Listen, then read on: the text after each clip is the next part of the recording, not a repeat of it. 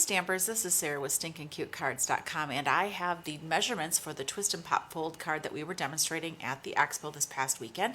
Unfortunately, I don't have the original. I'm not quite sure where that landed, somewhere between here and there. And so yesterday I took some time to whip up a new little one using some of our new sneak peek stamp sets. This Little Piggy is an adorable little card, a little stamp set that we have that will be coming out June 1st, and so I thought I would just give you a real quick one. But so anyways, this is the card that I will be doing, and there's how it pops open. So isn't that stinking cute? Well, I have the measurements for you. This was the other card that we had in our booth. It was an adorable card for Father's Day. We were going to have a variation of this for our make and take, and unfortunately that didn't happen. So I was just doing the rolling demo with the measurements, and this is actually quite easy. I've got a couple of little quick tips for you. It's a lot easier than it looks, but there's three pieces. The three pieces for the base, and what you're going to need is one sheet of cardstock cut vertically. So it's 4 1/4 by 11, scored at 5 1/2. Then you have another piece that is 3 1/2 by 10, scored at 2 1/2, 5, and 7 1/2. And then the flinger mechanism, which is 3 1/2 by 8, scored at 1 3/4. So just use your bone folder to get all of those nice, sharp, crisp folds. And this one is going to fold up like that, and then this one is just going to be folded in half. So once you have those, it's actually quite easy after that. I've seen a lot of tutorials online with this one, but I'm actually a lazy stamper. I guess I shouldn't say lazy. I'm actually kind of a busy stamper. Lots of stamps, so many stamps, so little time. So if I can find little cheats to make it easier, I will, and so that's what I have done.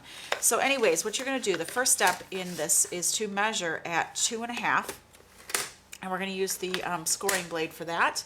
And we're just going to mark at 2 I'm sorry, did I say 2 1/2? I meant 2 1/4. 2 1/4. Flip it around and measure at 2 1/4 again. At 2 1/4. And then what you're going to do is you're going to use that scorer to make a little crisscross. All right, time out. Hold on.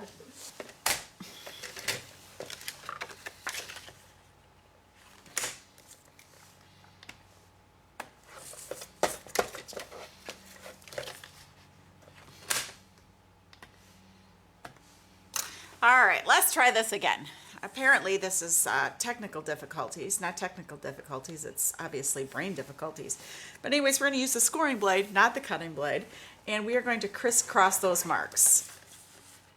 I was telling the ladies at the expo that, the ladies and gentlemen at the expo, that this was the hardest part, and apparently it is the hardest part. So, okay, so then we're just going to go ahead and set that aside. You're going to use the bone folder. I'm sorry that this is white. What you're going to do is you are just going to fold those crisscrosses and then hold it in the center and then just fold it upon itself to make a little house. Does that make sense? So now what we're going to do is we are going to go ahead and use some of the tear tapes that we have. I love this stuff. It's so amazing because it is just, you can tear it. You don't even need your scissors.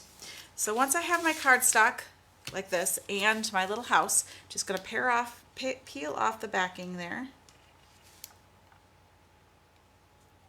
I broke my nail this week, so unfortunately it doesn't work as well.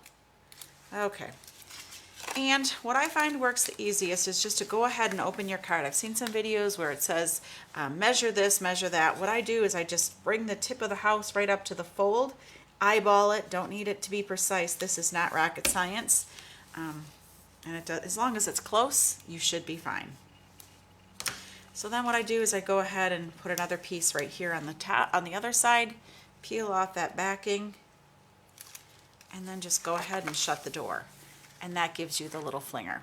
Now I was thinking that maybe this needed to be a little bit thicker and use the thick cardstock on the original one that I did the other day, and unfortunately it was a little bit too much, so my card didn't lay nice and flat as well as I wanted. So I went ahead and back to use just our regular Whisper White instead of the thick white cardstock, and it worked just fine. So all right, so then for the next step, what you've got, remember we folded these all together, and again, I've seen some tutorials where it says measure this, measure that. I don't. Like I said, I'm a lazy stamper. I have so many stamps, so little time, and so if I can find cheats, like I said, I'm gonna And basically what you're going to do is you're just going to put a little strip of adhesive in the top right and the lower left. Peel that backing off. Is I just find the center of both the crisscross and my fold. I just line it up somewhat close. Again, as long as it's somewhat, you're good to go. And then just flatten it down. And then that card will just fold right up. So it's like that. How easy is that, right? Awesome. So this is the card that I made. It's got that little piggy stamp set on the outside. I have used the new Berry Burst in color with the little loves you. I simply used the aqua painter or the blender pen and some of our new powder pink in color as well. Stamped my little pig. I'm using the Falling Hearts folder, which is retiring. Get that now.